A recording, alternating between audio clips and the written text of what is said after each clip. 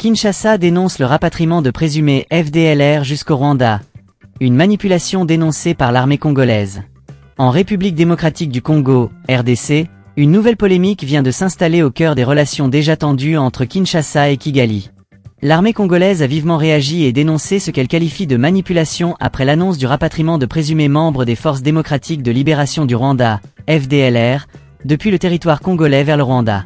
Ce groupe, créé par d'anciens responsables hutus du génocide des Tutsis en 1994 selon les autorités rwandaises, s'était réfugié en RDC après les événements tragiques de cette période. Aujourd'hui, Kigali accuse ces éléments de collaborer avec l'armée congolaise, une accusation que Kinshasa rejette catégoriquement. Une cérémonie controversée à la frontière. Le samedi 1er mars, une cérémonie a été organisée au poste frontière de Goma, entre la RDC et le Rwanda, sous le regard des caméras. Cette mise en scène, selon l'armée congolaise, visait à montrer le rapatriement de certains membres des FDLR vers le Rwanda. Cependant, les chiffres avancés divergent selon les sources. Le M23, un groupe armé soutenu par le Rwanda, affirme que 20 membres des FDLR ont été rapatriés, tandis que Kigali avance le nombre de 14. Parmi ces individus figurent des hauts gradés accusés d'avoir joué un rôle clé dans le génocide des Tutsis en 1994. Des noms qui suscitent des interrogations. Sur la liste publiée par Kigali, un nom en particulier a retenu l'attention, Patrick Ishimwe. Ce nom apparaît également dans une vidéo datée du 22 janvier 2025, publiée par le média d'État rwandais IJ. Dans cette vidéo, Patrick Ishimwe est présenté comme un déserteur des FDLR qui s'était volontairement rendu aux autorités rwandaises. Cependant, le porte-parole de l'armée rwandaise a rapidement réagi en affirmant qu'il s'agissait d'un homonyme, et non du même individu. Cette confusion alimente les doutes quant à la véracité des informations diffusées par Kigali. Des accusations réciproques. Le Rwanda continue d'accuser l'armée congolaise de collaborer avec les FDLR, un groupe sous sanction des Nations Unies depuis 2012.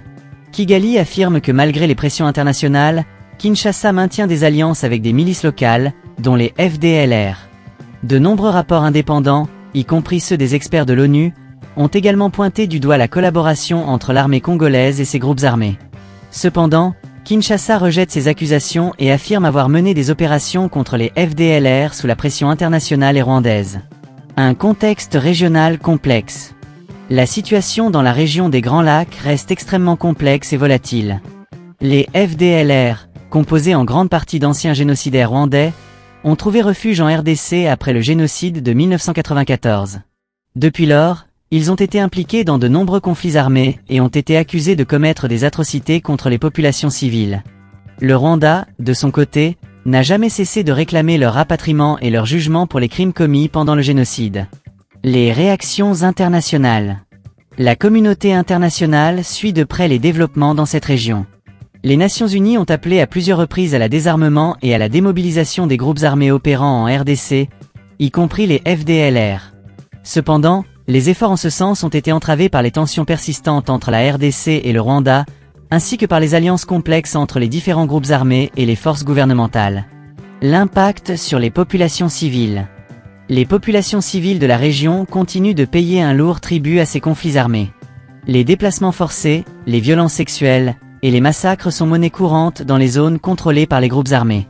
Les organisations humanitaires dénoncent régulièrement l'impunité dont bénéficient les auteurs de ces crimes et appellent à une action internationale plus ferme pour protéger les civils. Les enjeux politiques. Sur le plan politique, la question des FDLR reste un sujet sensible entre la RDC et le Rwanda. Kinshasa accuse Kigali de soutenir des groupes armés comme le M23, qui opèrent sur le territoire congolais et déstabilisent la région.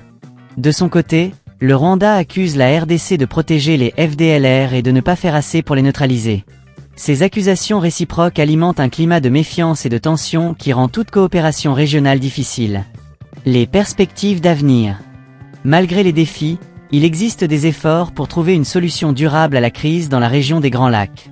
Les initiatives de paix et de réconciliation, soutenues par la communauté internationale, visent à promouvoir le dialogue entre les différents acteurs et à renforcer la gouvernance et la sécurité dans la région.